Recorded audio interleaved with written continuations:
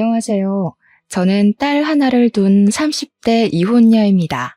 제가 사연을 올리게 된 이유는 살아생전 제 목숨을 빼앗길 만큼 큰 위기를 겪고 이혼을 했기 때문이에요.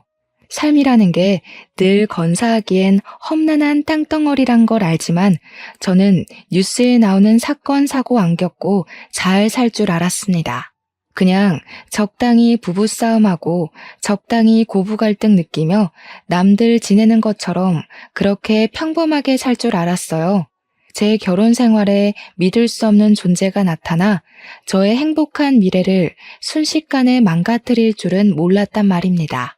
기적적인 사연들도 덜어 있었으나 주로 사연자분들이 억울하고 슬픈 경험담을 이곳에 많이 올리는 것 같길래 저도 한번 들러보았습니다. 내 이야기 하나쯤 쓰는 거야 누구나 어렵지 않잖아요. 제 사연도 어딘가에 공개되어 많은 분들께 들려드릴 수 있다면 갑갑했던 마음이 편할 것 같더라고요. 그렇다면 제 일이 저만의 기억과 불행으로 남지 않고 누구에게나 일어날 수 있는 사례쯤 되지 않을까 싶었어요. 그래도 자랑거리가 아니라서 큰 용기 내어 글을 써내려가는 것이니 위로 어린 시선으로 봐주셨으면 합니다. 저는 이혼남이랑 결혼을 했습니다. 초혼에 이혼남이랑 결혼한다고 하면 다들 말리세요. 저도 당연히 집안의 반대가 심했고 주위 사람들도 친구, 동료 할 것 없이 저의 결혼을 부정적인 시선으로 바라봤죠. 저랑 남편은 직장에서 만나 자연스럽게 이어진 관계거든요. 제가 남편에게 빠진 이유는 솔직히 될 수 없습니다. 그 사람의 배려가 좋았고 다정하게 저를 봐주는 눈빛이 좋았고 저보다 저를 더 신경 쓰고 챙겨주는 손길이 좋았는데 그런 호의적인 태도가 제 마음속에 쌓이고 쌓이다 보니 저도 모르는 사이에 어느새 그 사람을 좋아하고 있더라고요. 제 마음을 정확하게 깨달은 순간은 잘 알고 있는데 그건 바로 남편이 전처 얘기를 할 때였습니다. 희한하게 남편과 살갑게 대화를 하다가도 남편 입에서 전처 얘기만 나오면 기분이 확 죽어버렸어요. 그때 제가 그 전처한테 질투를 느끼고 있다는 사실을 눈치챘고 남편을 좋아하고 있구나라는 걸 똑똑히 알 수 있는 부분이었습니다. 남편도 분명 저에게 호감이 있는 것 같은데 저한테 확실한 의사 표현은 하지 않더라고요. 아마 제가 초혼이기 때문에 자신의 존재가 괜히 제 앞길을 막는다고 생각했던 것 같아요. 남편이 그만큼 저를 신경 써주는 게 너무 제 눈에 보였고 저도 어느 순간부터 남편의 그런 태도를 신경 쓰다 보니까 어느새 깊어진 마음 때문에 제가 먼저 고백을 했습니다. 남편은 저를 감히 거절할 생각을 못하면서도 미안해했어요. 자기가 이혼남이라서 사과를 했고 제 연애사에 먹칠을 하는 것 같다며 사과를 했죠. 하지만 남편은 제게 오점이 되는 존재가 아니었습니다. 이혼한 게 어때서요? 제가 초혼 입장이면 이혼남이랑 연애하면 안 됩니까? 법에 어긋난 짓을 하는 것도 아닌걸요. 남편은 연애하면서 제게 평생 겪어보지 못할 만큼의 마음을 주었습니다. 이런 건 이혼남이 아닌 미혼 남자친구한테서도 느껴보지 못했던 사랑이었어요. 그때만 해도 마음의 크기와 태도는 이혼을 했고 안 했고로 나눠지는 것이 아니라 그 사람의 됨됨이와 진실한 감정으로 만들어지는 거라고 생각했습니다. 저는 남편과 혼전 임신을 하게 되었어요. 어차피 저희가 결혼 전제를 생각하고 있던 터라 임신을 축복으로 생각했고 망설임 없이 바로 결혼식 날짜를 잡았죠. 남편이 다정했던 것만큼 시부모도 정말 자상하고 좋은 분들이었습니다. 저는 시집 잘 갔다는 생각을 했을 정도로 고생 없이 지냈어요. 시부모가 먼저 배려를 해줘서 저희는 갈등 없이 분가를 진행하기도 했었어요. 그리고 제가 출산을 할 때까지는 시댁과 남편에게 최고의 대우를 받았습니다. 시모가 굳이 저희 집을 찾아와 임신에 좋다는 몸보신 음식을 많이 만들어 주었고 남편도 제가 뭐 입만 다시면 이것저것 챙겨주면서 늦은 새벽까지도 편의점을 뱅뱅 돌았어요. 이런 집안을, 이런 남편을 누가 이혼 집안이라 욕을 하겠습니까? 초혼끼리 결혼을 한 제 친구들도 시댁이랑 남편한테 이런 대접은 못 받았답니다. 제가 아기용품 돈 들인 거 없이 시부모가 잔뜩 해주고 남편이 산책할 겸 친구들 만나서 놀다 오라고 용돈까지 준다고 하면 제 친구들이 더 자지러져요. 저 때문에 제 주변 사람들은 이혼한 사람들에 대한 편견이 조금 줄었었죠. 그야말로 저는 출산을 하기 전까지 최고로 행복한 며느리였고 최고로 사랑받는 아내였습니다. 하지만 역시 결혼이랑 풍습은 사람의 인간성을 제대로 밝혀주는 도구인 게 아닌가 싶어요. 다들 이혼을 하는 데는 그만한 이유가 있는 거라고 하잖아요. 물론 억울하게 이혼당한 멀쩡한 사람들이야 널려 있겠죠. 제가 말씀드리고 싶은 건 이혼 사유를, 이유를 제 눈으로 직접 보고 제 귀로 직접 듣기까진 배우자의 말만으로는 신뢰해선 안 된다는 걸 이번 기회에 알게 되었다는 거예요. 당시 출산 임박 때까지만 해도 저는 푸근한 일상 속에서 아이가 태어나면 앞으로 더 기쁘고 좋은 일만 만들어주겠다고 나날이 다짐만 할 시기였습니다. 문제는 제가 출산을 하고부터 발생했어요. 단단히 마음먹었던 저의 알찬 책임감과는 다르게 제 인생 그래프는 서서히 내리막길을 가기 시작했죠. 저희 딸이 100일이 되었을 때였습니다. 그날 낮에 축하 파티를 하고 저녁에는 남편 친구들이 100일 선물을 사들고 집들이를 왔었어요. 결혼 전에도 몇 번 만나서 같이 인사 나눴던 적이 있었기에 아는 얼굴들이었습니다. 남편의 고등학교 동창이라서 서로 못 볼 거 다 보고 다 듣고 함께 큰 친구들이더라고요. 같이 어울려서 감사 인사를 전하고 싶었으나 저는 아기 때문에 간단한 술상을 차려주고 방에 들어와야 했습니다. 남편 친구들에게 받은 선물들을 풀어보며 딸에게 잘 어울리는 옷과 인형들을 가지고 제 아기랑 놀았어요. 그렇게 한 2-3시간이 지났을 겁니다. 아기는 애착 인형 하나 안고서 잠이 들었고 저도 슬쩍 졸릴 때였어요. 갑자기 밖에서 남편의 큰 목소리가 "우리 와이프!" 하고 소리를 치는 겁니다. 수저로 상을 두들기는 것 같기도 했어요. 사람이 왜 내 얘기를 하는 것 같으면 그 호기심 못 참지 않습니까? 남편이 제 얘기를 뭐라고 할까 궁금한 마음에 잠이 깨더라고요. 슬쩍 몸을 일으켜 방문을 열어봤습니다.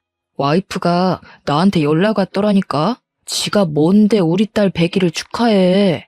내 딸 태어난 그날에도 그년이 나한테 문자했는데 뭐라는지 아냐?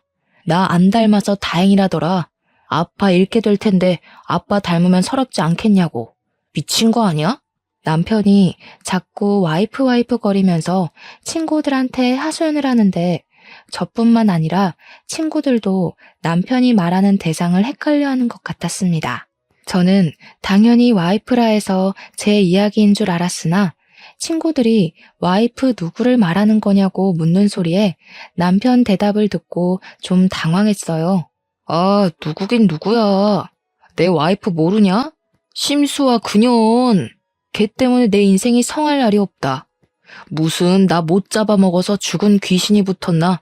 자기가 자기 발로 집 나가놓곤 이제 와서 누굴 탓하는 건지 모르겠다니까. 심수아? 제 이름은 김옥연입니다.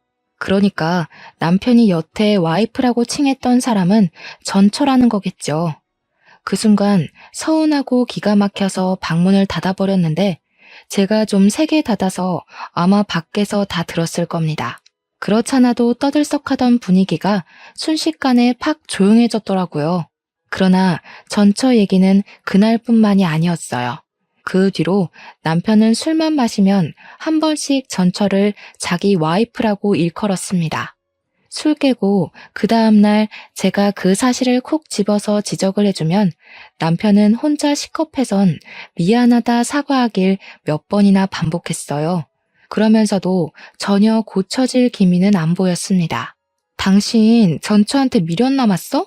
내가 분명 조심해달라고 했잖아. 술 마실 때마다 같은 실수 반복하는 건 내 말을 귓등으로 듣는 거야? 아니면 전처가 그립기라도 한 거야? 무슨 그런 소리를 해. 나한테 전처는 끔찍한 존재, 그 이상도 이하도 아니야. 나한테는 과거 결혼 생활이 지옥이나 마찬가지였다고 했잖아. 내가 왜 자꾸 술 먹고 그러는지 모르겠지만 미안해. 근데 진짜 전처에 대한 마음은 이미 옛날부터 없었어. 제 대처법에 문제가 있는 건지 제가 계속 같은 말을 반복해야 하는 날이 들어갔어요. 같은 문제로 서운함이 쌓이다 보니까 갈수록 더 심한 갈등이 생기더라고요. 그래서 남편이 먼저 다시는 술을 안 마시겠다고 다짐을 해줬고 그걸로 겨우 합의를 봤습니다. 물론 남편은 한 번 갔다 온 사람이니까 와이프라고 부르던 전처를 착각하고 또 그렇게 부를 수 있다고 이해는 해요. 하지만 그게 술 먹을 때마다 반복이 된다면 좀 곤란하잖아요. 그것과는 별개로 저만 스트레스를 받는 거고요. 남편은 알아서 입 싹 닫고 군말 없이 금주를 하겠다고 해주니 저도 그쯤에서 한 발 양보해야 했습니다. 그렇게 시간은 또 좀 평화롭나 싶었어요. 그럴 리가 있겠습니까? 제 인생이 출산을 하고 내리막길을 내려가고 있다 그랬잖아요. 그날도 저는 여전히 내리막길에 서 있던 중이었어요. 남편이 출근한 날 제가 아이를 유모차에 태우고 잠깐 산책을 나간 적이 있었습니다. 벤치에 앉아서 아이랑 놀고 있는데 어떤 여자가 제 옆에 착석하더라고요. 그분은 반려견 산책을 나왔는지 유모차에 강아지를 태우고 있었습니다. 우리 딸이 그 새끼 강아지가 인형인 줄 알고 만지고 싶어서 손을 조물락거리길래 저도 그 강아지를 아른 채 했어요. 와, 강아지가 너무 예쁘네요. 이 정도면 겨우 4개월 정도밖에 안 됐겠어요. 저희 애도 강아지를 되게 좋아해서 집에 강아지 인형이 많아요.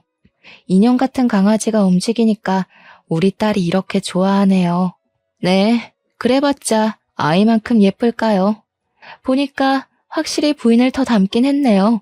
그래도 이렇게 잘 낳고 잘 살고 계신 것 보면 강영철 씨가 아이 지우란 소리는 안 했나 봐요? 어때요? 남편이 잘해줘요? 그 순간 그 장소는 산책길이 아니라 무슨 차가운 빙판길과도 같은 느낌이었습니다. 강영철은 제 남편 이름이에요. 낯선 여자 입에서 남편 이름이 나오자 저는 그 여자가 누군지 왠지 알 것 같더라고요. 강영철 씨 전처되는 사람이에요. 남편분께 제 이야기를 들었는지 모르겠지만 그 사람 말 웬만하면 믿고 거르는 게 좋을 거예요. 진실한 게 전혀 없는 사람이거든요. 역시나 그녀는 내 남편의 전처였던 겁니다. 어떻게 전처가 우리 아파트 산책길에 있는 건지도 궁금했지만 그보다 제 신경을 더 쓰이게 만들었던 건 전처가 뒤에 한 말들이었어요. 애가 곧 돌이죠? 저도 아들이 하나 있었는데 돌도 못 보내고 죽었어요. 강씨 집안 때문에 제 애가 제 명에 못 살고 안타깝게 떠나버렸죠. 그 집안에선 절대 아이 무사히 못 키워요. 딸 안녕을 바라시는 거면 이혼하는 게 좋을 겁니다. 남편은 제게 분명 전처아이 사이에 아이가 없었다고 했습니다.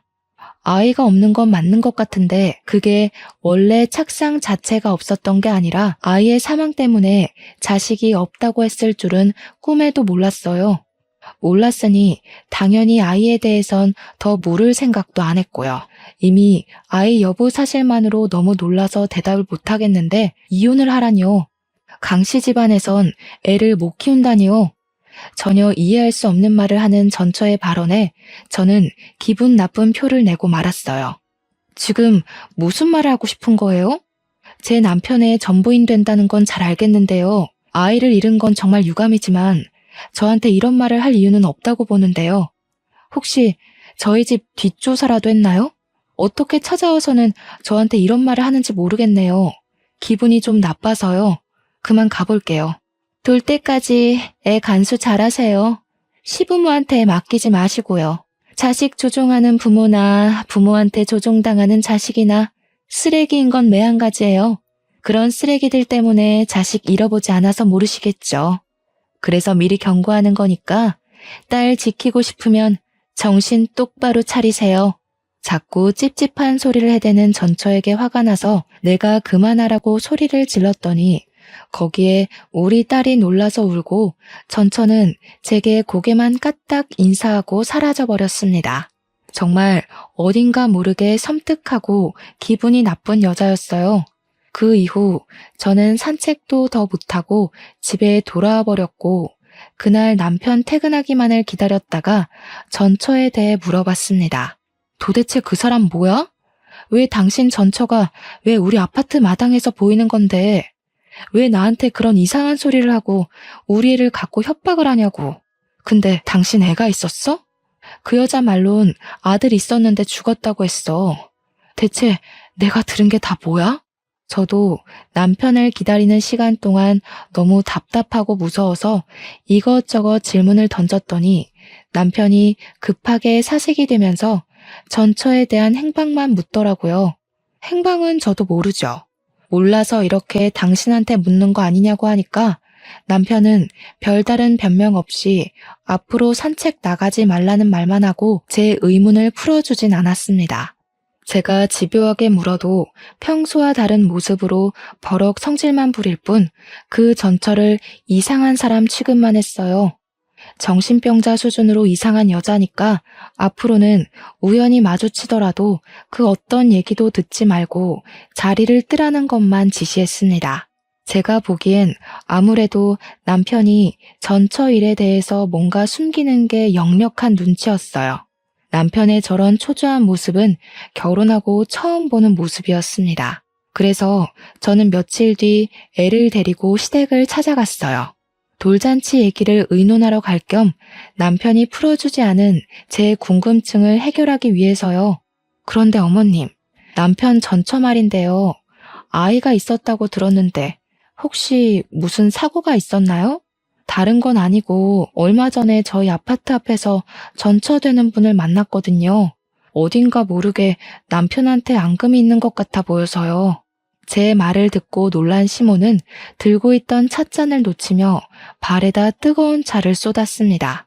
제가 더 놀라서 허겁지겁 휴지를 뽑아 시모를 챙겨드렸는데 그 와중에도 시모는 제게 전처에 대한 질문만 물을 뿐이었어요. 그러면서 옆에 앉은 시부는 전처 욕을 하기 시작했는데요. 그년이 기어코 나타나지 말라니까 어른 말을 귓등으로 쳐듣네. 그래서 새아가는 그년을 산책 갔다가 마주쳤다고? 그년은 그런 부자 동네에 기웃거릴 사람이 못 돼. 이거 분명 일부러 찾아온 거다. 내 인연을 확 그냥. 대체 그 여자가 무슨 생각으로 거길 왔다니? 기가 막히고 코가 막혀서 말도 안 나오네. 또 그런 일이 있거든 절대 상종하고 있지 마라. 경찰에 확 신고를 해버리던지. 그 악랄한 것이 어쩌자고 우리 애들 앞에 나타났대? 제게 시가 사람들은 그저 좋은 분들이었는데 전처 얘기만 나오면 남편도 그렇고 시부모도 그렇고 다른 얼굴빛을 드러냈어요. 도대체 뭘까? 이러니까 전처의 존재가 더 궁금했습니다. 남편 말대로 전처가 정말 정신나간 사람이라서 이혼을 하고도 그렇게 앙금이 남아 복수심을 갖고 있는 건지 이 좋은 사람들의 속을 뒤집어 놓을 정도로 정신에 문제가 있는 건지 뭐든 알고 싶었어요. 그런데 다들 제게 수상쩍은 태도만 보여줄 뿐 제대로 알려주는 사람은 아무도 없었습니다. 그럴수록 제 마음속 불안은 커져갈 수밖에 없었어요. 시댁이랑 남편이 초조해할 정도로 전처가 정신나간 여자라면 전처가 제게 했던 말이 단순한 시기는 아닐 거잖아요. 그렇다고 다시 전처를 만날 수도 없는 격이 아닙니까? 시부모 말 들어보면 전처 형편이 안 좋은 것 같은데 그런 사람이 단가 40억대 아파트에 살고 있지도 않을 거고요. 그날 전처가 정말 저를 일부러 찾아온 거라면 당연히 저 또한 이 숨겨진 실상을 알아야 될 의무가 있다고 생각했습니다. 하지만 그 사이 저는 아무것도 알아내지 못했어요. 제가 무슨 탐정도 아니고 탐정을 쉽게 고용할 용기도 없었고 남편한테 한 번씩 물어본 것 말고는 노력해서 은밀하게 정보를 캐낼 만큼 여유가 있는 것도 아니었습니다. 딸한테 신경 쓰느라 시간만 보냈죠. 그러다 보니 돌잔치가 코앞으로 다가와 있더라고요. 그때쯤엔 전처의 일을 어느새 잊고 있는 때였습니다. 어쩌면 전처가 불안감에 무뎌지길 바래서 그만큼이나 시간을 두고 기다렸는지도 모르겠네요. 시부모가 돌잔치 전날 우리 집에 와서 저녁 식사를 같이 한 적이 있었어요. 시부모가 사주신 한복을 미리 입혀보기도 하고 제게 그동안 애 보느라 고생했다고 용돈과 함께 제 한복까지 손수 맞춰와서는 피팅해주기도 하셨습니다.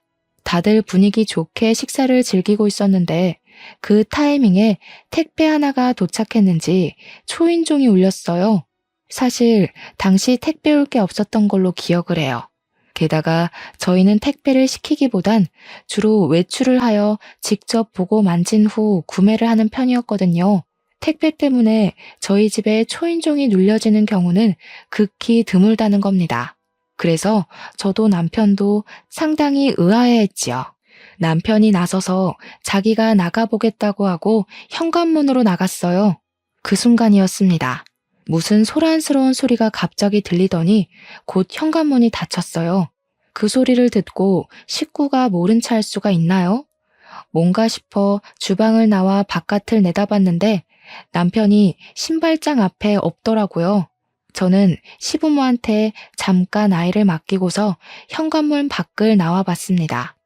택배가 온 것도 없는 것 같은데 남편이 순식간에 사라지고 없길래 남편을 찾으러 엘리베이터를 타고 바깥까지 나와봤죠. 그러니 남편이 1층 주차장에서 누구를 부르면서 찾고 있는 겁니다. 남편한테 쫓아가서 여기서 뭐 하냐고 했더니 남편이 저를 보곤 깜짝 놀라더라고요. 왜 내려왔냐고 아무것도 아니니까 올라가라고 하는데 그러면서 남편이 몸 뒤에 숨긴 물건이 하나 있었습니다.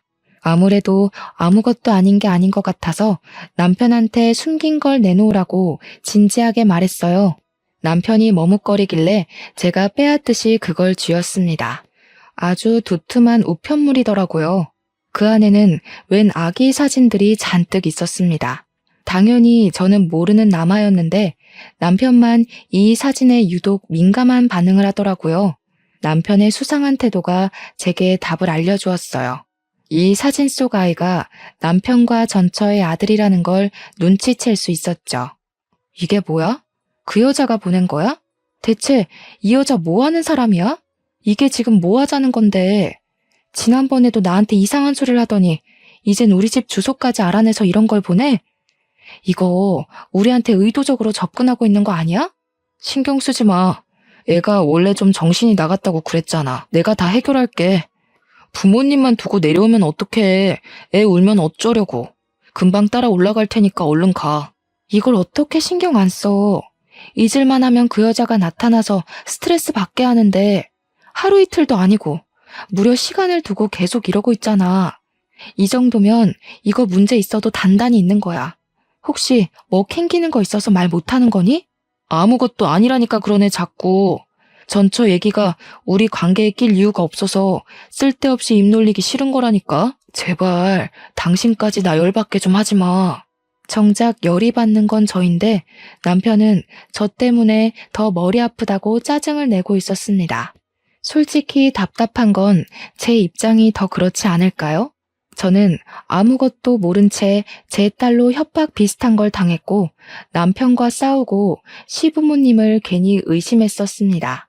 불안을 잊을만 하면 다시 전처의 존재가 등장해 상처난 곳을 또다시 헤집어 놓으니 저까지도 미치고 팔짝 뛸 노릇이었어요. 그리고 그때였습니다.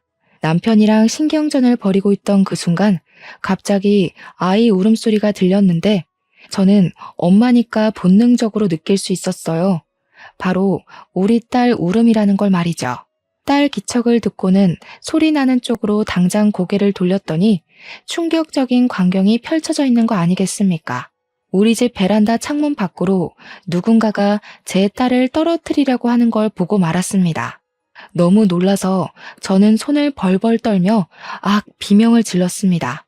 다리에 힘이 풀려 중심을 잃었고 저를 급히 부축하던 남편도 우리 딸이 처한 광경을 목격하곤 크게 언성을 높였어요.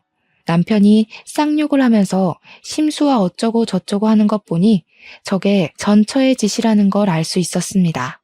남편은 제대로 일어서지 못하는 저를 두고 급히 집으로 뛰어들어갔어요. 저도 죽을 힘을 다해 남편 뒤를 따라갔죠. 저희 집은 겨우 4층에 위치해 있었습니다. 평소에는 금방금방 다니던 엘리베이터가 그날따라 너무 느리게만 느껴지더라고요. 1초가 지날 때마다 심장 박동이 미친 듯이 빨라지는데 딱 숨이 막히기 직전 엘리베이터 문이 열렸어요. 저는 내내 눈물로 범벅된 얼굴로 떨리는 가슴을 부여잡고서 발만 동동 구르다 내렸습니다. 집에 다급하게 도착했을 때는 이미 전처가 도망가고 난 후였고 딸은 시모 품에 안겨 있었어요. 저는 그 순간 시부모에게 애 맡기지 말라는 전처의 말이 떠올랐습니다. 어머님, 우리의 이리 주세요. 앞으로 우리 애한테 되도록 손대는 일 없도록 해주셨으면 해요. 오늘 배웅은 못 해드리겠네요. 안녕히 가세요. 저는 당장 시모 품에 있는 우리 딸을 빼앗았고 울고 있는 애를 꼭 안으면서 좀 전까지 놀랐던 마음을 진정시켰습니다. 시부모가 제 돌발 행동에 많이 충격받은 듯 했어요. 그러거나 말거나 저는 우리 딸 잃은 줄 알았던 마음 때문에 모든 게 너무 무서워서 방으로 들어가 버렸습니다. 그 이후는 남편이 대충 시부모 달래서 집에 보내는 것 같았어요. 당장 다음 날이 돌잔치였는데 이게 무슨 재앙인지 모르겠더라고요.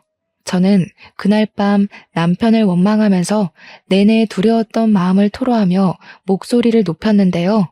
나 더는 못 참아. 우리 애가 사고 날 뻔했어. 그런데도 당신이 나더러 상관없으니까 빠지라고 한다면 나 당신이랑 이혼할 거야. 그러니까 대체 뭐 때문에 전처가 아직도 이 난리인지 말해. 그 여자가 뭔데? 왜 우리 애한테 그런 짓을 하는 건데? 이유가 있을 거 아니야. 당신은 알잖아. 제가 너무 득달같이 달려들면서 서럽게 우니까 남편은 결국 과거의 일을 얘기해 주었습니다. 이혼 얘기까지 하니까 남편도 더는 감출 수 없는 부분이라고 판단했겠죠. 남편이 해주는 말들은 일반 상식선에서 이해하기 벅찰 만큼 충격적인 내용들이었습니다. 남편은 전처랑도 혼전 임신을 했다고 했어요. 그러나 전처가 유흥에서 일하던 여자였던지라 시부모의 결혼 반대가 심했고 남편도 전처랑 결혼까지는 원하지 않았다고 했습니다. 그래서 남편이랑 시부모가 전처한테 애를 지우라고 권유도 했었대요. 전처는 절대 애를 지우지 않았고 결혼을 하지 않는다면 남편 직장에 소문을 내서 남편 앞길을 막을 거라 협박을 했었다고 합니다. 결국 시부모는 둘의 결혼을 허락했다는데요. 전처의 형편이 안 좋으니까 시가의 합가로 시작을 했는데 시부모가 그 기회를 틈타 전처에게 그렇게 심한 시집살이를 일삼았다네요. 전처가 출산을 하고 난 후에도 시부모는 전처를 일관되게 하대했고 오히려 전처가 이 생활을 못 견디고 집을 나갈 수 있도록 남편한테 일부러 다른 여자까지 서슴없이 소개해주며 전처 마음에 불을 지폈다고 했습니다. 또 시부모가 남편과 전처 사이를 이간질도 해 남편이 전처를 안 좋게 보도록 만들었다는데 남편이 그걸 곧이곧대로 믿고는 전처에게 손찌검도 했다는 거 아니겠습니까? 그리고 애가 죽음까지 이르게 된 것도 애가 돌이 되기 전에 시부모가 전처를 강제로 떼어놓고 접종 마치러 가다가 사고가 난 거였고 웃기게도 시부모는 괜찮았는데 아기만 세상을 떠나게 된 경우였다고 합니다. 남편 말로는 아마 아이가 죽고부터 전처가 미쳐서 지금까지 이러는 것 같다고 했습니다. 그 소리를 죄인이 된 것처럼 얘기를 하는 남편을 보면서 저는 처음으로 남편이 인간 아니라는 생각을 했어요. 제가 알고 있는 다정한 남편이 가면이란 걸 알았고 인심 좋은 시부모의 존재가 거짓이라는 걸 알았습니다. 이들은 언제든지 괴물이 될 수 있는 호르몬을 감추고 있을 뿐 언젠가 제가 마음에 들지 않는다면 변할 겁니다. 저희 친정 형편도 마찬가지로 어려워지게 된다면 전처에게 했던 것처럼 제게도 괴물 같은 모습을 보여줄 수 있는 사람들이었어요. 결국 저는 남편의 되바라진 인격을 참지 못하고 뺨을 날렸습니다. 설마 우리 집이 넉넉하게 살아서 나한테 일부러 접근한 거였니? 네 전처가 가난한 술집 여자라서 어머님 아버님이 쫓아낸 거라면 나는 어머님 아버님이 좋아할 것 같은 집안이라서 계산적으로 접근했단 말밖에 더 돼? 아니야. 내가 그런 수고스러운 짓을 뭐하러 하겠어. 내가 이럴 줄 알고 전처 얘기 안 하려고 했던 거라고. 너한테는 진짜 진심인데 네가 이렇게 오해할 게 뻔하니까. 나는 이제 당신을 모르겠다. 근데 웃긴 게 더는 당신 사정 알고 싶지도 않아. 이제 와서 결혼을 물을 수도 없으니까. 저 여자 더는 못 날뛰게 당신이 제대로 해결해. 한 번만 더 내 딸 위험하게 만들면 나 더 이상 당신 진심 같은 거 안 믿어. 그러곤 저는 그날 각방을 썼습니다. 제가 알던 남편이 아니란 사실을 자각하고 나니까 차마 남이랑 한 입을 덮는 것 같은 기분이 들어서 합방을 못 하겠더라고요. 그렇게 냉전인 상태로 다음 날이 왔고 저는 어쩔 수 없는 돌잔치를 위해 힘내서 움직여야 했습니다. 예약해놓은 식장으로 갈 때도 남편 차에 동승하면서 한마디도 안 하고 창밖만 보았어요. 잔치 장소는 산 배경이 예쁘게 보이는 야외였습니다. 시부모가 강아지 좋아하는 우리 딸을 위해서 강아지 인형 잔뜩 깔아주고 올라탈 수 있는 모형까지 만들어 잡아준 곳이었어요. 비록 전날은 해괴망측한 일들 때문에 기분이 안 좋았지만 그래도 우리 딸이 강아지 인형 사이에서 화사하게 웃고 있고 사람들에게 예쁨을 받고 있으니 제 기분도 조금 풀리더라고요. 하지만 문제는 어딘가 모르게 계속 불안했던 제 감정이 결코 기분 탓이 아니었다는 것입니다. 그것은 곧 일이 터질 거라는 징조나 다름이 없었고 그 사건은 우리 딸만 강아지 모형 의자에 앉혀놓고 사진을 찍어야 할 때 터지고 말았어요. 누군가 불이야 하고 소리를 지르자 순식간에 분위기가 웅성웅성 산만해졌습니다. 그리곤 사람들이 가리키고 있는 방향을 보니까 정말로 불이 번지고 있더라고요. 그것도 우리 딸 쪽으로 길게 뻗어오는 불줄기였고 그걸 미리 확인한 남편이 잽싸게 우리 딸을 챙겼습니다. 그리곤 다들 서둘러 사람들을 대피시켰죠. 잔디 위라서 불길이 번지는 건 한순간이었어요. 모두가 잽싸게 그 장소를 피해서 도망을 갔고 시부모랑 친정에서 119에 급하게 신고를 했습니다. 다행히 모든 게 빨리 발견되는 덕에 인명피해는 없었어요. 그런데 딸이 가장 아끼는 인형이 불길 속에 떨어져 있었습니다. 딸이 용케도 자기 물건을 알아보고 막 울기 시작했는데 감히 그걸 도로 가져올 수 없을 만큼 순식간에 불길이 휩싸였어요. 대체 이게 어떻게 된 일인가 했더니 나중에 경찰이 우리 앞에 잡아온 전처를 보여주면서 모든 것이 상황 파악되었습니다. 저는 또 한 번 내 딸에게 위험이 닥쳤다는 생각에 눈에 뵈는 게 없는 상태였어요. 전처의 존재를 보자마자 물불 가리지 않고 다가갔고 전처의 귀싸대기를 강하게 때렸습니다. 대체 우리한테 왜 이래? 당신 개인적인 복수심을 왜 내 딸로 장난질하는 거냐고. 당신이 억울하고 분하면 내가 내 자식까지 바쳐야 돼? 나한테 이럴 게 아니라 그쪽이 남자 잘못 만난 탓을 해야죠. 나는 저 사람들이 잘 먹고 잘 살도록 못 내버려도 내 아들이 왜 죽었는데 네 애가 어떻게 죽었는지 알면 남의 자식한테 이러면 안 되지. 어떻게 아이 잃었다는 엄마가 똑같이 끔찍한 짓을 저지를 수가 있어. 당신은 당신 아들을 2번 죽이는 거나 다름없다고. 그쪽이 그렇게 원망하는 사람들이랑 다를 게 뭐야. 제가 우울분을 토하며 고함을 지르자 전처는 자신의 잘못을 알고 눈물을 흘리면서도 시부모와 남편을 노려봤습니다. 그러면서 저들이 자신의 아이를 죽이고도 아무 일 없었던 척 행복한 게 너무 싫었고 목숨 걸고 복수를 하고 싶었다고 했어요. 그것에만 미쳐있다 보니 죄 없는 내 생각까진 미처하지 못했다며 결국 미안하게 되었다고 사과를 했습니다. 전처의 마음을 아예 이해 못하는 게 아니라서 저도 속이 미어 터질 것 같았어요. 진짜 괴물은 전처가 아니라 시댁과 남편인데 이 사람들 때문에 전처도 괴물이 될 수밖에 없었다는 걸 알아서 이해해주고 싶었어요.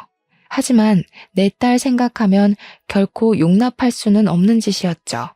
그 사이에서 저는 그 누구에게도 원망하지 못해 감정조차 제대로 표출할 수가 없었습니다. 그러자 그때 시부모랑 남편이 뒤늦게 전처 앞에 와서 사죄를 하더라고요. 민재 어미야, 우리가 잘못했다. 그날 그건 정말 사고였어. 물론 우리가 민재를 억지로 떼놓은 건 용서받지 못할 실수였다는 거, 그거 인정해. 그렇다고 죄 없는 내 손녀가 어른들 복수 때문에 피해보는 건 아니지 않니? 제발 그만해라. 너 때문에 우리 충분히 피말랐어. 그래, 복수를 할 거면 나한테 해. 네 눈에 띄지 않게 살려면 나 진짜 찍소리도 안 하고 얌전하게 지낼 수 있어. 그러니까 제발 내 딸은 건들지 마. 이렇게 부탁할게. 시부는 끝까지 전처를 외면하고 있었고 시무랑 남편이 나름 진심을 담아 사과를 했지만 저는 알고 있었습니다. 그것이 이미 늦은 용서인데다가 자기들이 살고자 하는 비굴함이라는 걸요. 그래서 전처가 그런 핑계 섞인 사과를 받아주지 않을 거란 것도 예상을 했어요. 전처는 그들에게 마지막으로 침을 뱉어주며 경찰에게 끌려가면서도 소리를 질렀습니다. 내 아들 불쌍하게 보내놓고 내 딸 내 손녀 잘도 짓거리네. 당신들 내가 절대 지옥에서 못 벗어나게 해줄 거야. 차라리 죽는 게 낫겠다 싶을 만큼 또 찾아가고 계속 나타날 거야. 아무것도 못 해보고 죽은 내 아들의 한 어떻게든 당신들 이용해서 풀어줄 거니까 매일 피말라 죽는 기분이 뭔지 느껴봐. 전처의 발언은 그 자리에 있는 모든 사람들과 공직자들에게 불쾌감을 넘어 안타까움을 안겨주었습니다. 그리고 저희 시댁과 남편은 순식간에 천하의 몹쓸 놈들이 되어버렸죠.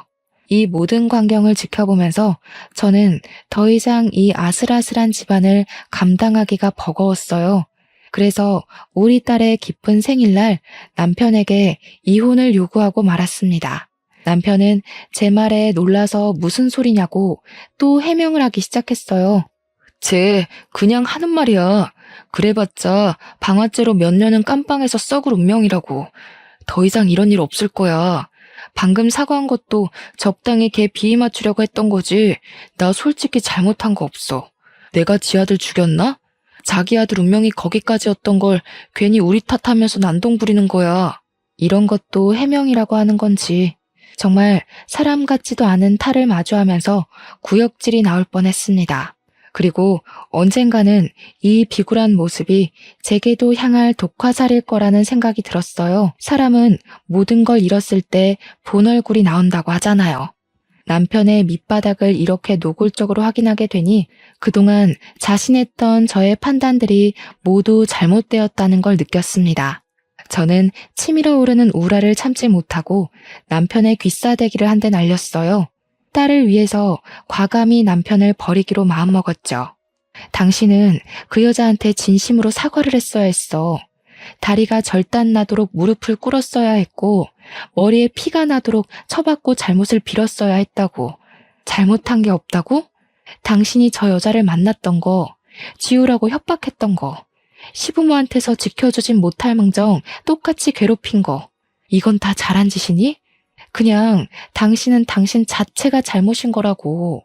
알았어. 다 알았으니까 여보 제발 이러지 마. 왜 저 여자 일에 휘말려서 우리가 헤어져야 돼?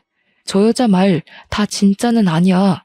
우리가 이혼하면 저 여자 좋은 일만 시켜주는 꼴 된다니까? 한심한 새끼. 끝까지 자기가 뭘 실수하고 있는 줄 모르네. 저 여자의 죽은 아들도 어쨌든 네 새끼 아니야? 어떻게 네 새끼를 그런 식으로 말할 수가 있는지 모르겠다. 이제 보니까 정신 나간 건 저 여자가 아니라 너네 집안이었네. 아무래도 너네 집안은 평생 자식 팔자 손주 팔자 없을 사주인가 보다. 그만 이혼하자. 모두가 제 결혼을 부러워했고 제가 대접받고 산다고 생각을 했는데 그런 분위기 속에서 이런 결과를 보여주고 말았으니 정말 수치스러웠습니다. 저 하나만으로 이 망신스러운 곤욕을 당하는 거라면 그래도 견뎌는 봤을 거예요. 그런데 저희 친정 식구마저 제 꼴을 다 목격했잖아요.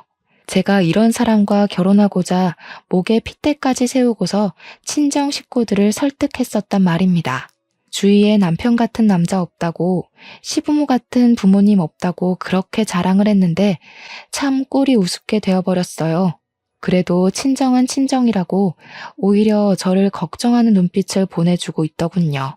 남편뿐만 아니라 시모까지 제게 매달려 사죄를 바라는 상황에서 저는 그만 제 입장을 꺾어야 할 때라는 걸 알았어요. 이혼한 데는 다 그만한 이유가 있다며 제 결혼을 말려줬던 수많은 사람들에게 미안하다는 말 대신 행동으로 보여줘야 했습니다. 네가 우리 딸이 진정으로 행복하길 바란다면 평생 네 아들 외롭게 보낸 죗값 감당하고 속죄하면서 살아. 너희 집은 평생 갱생 못할 짓을 저지른 거야. 나는 내 딸을 그런 소름 끼치는 집안의 핏줄로 키울 생각 없어. 네가 실수한 게 맞고 내가 그걸 안 이상 당신들은 나한테 그냥 쓰레기일 뿐이야. 저는 그대로 친정 식구들을 따라 돌아섰습니다. 저를 끝까지 붙잡으려는 남편을 발로 차버리고 친정차를 타고서 친정집으로 향했어요. 집으로 돌아가는 동안 엄마의 위로를 받으면서 얼마나 울었는지 모릅니다. 딸은 그새 얼굴에 검은 잿가루가 묻어 있더라고요.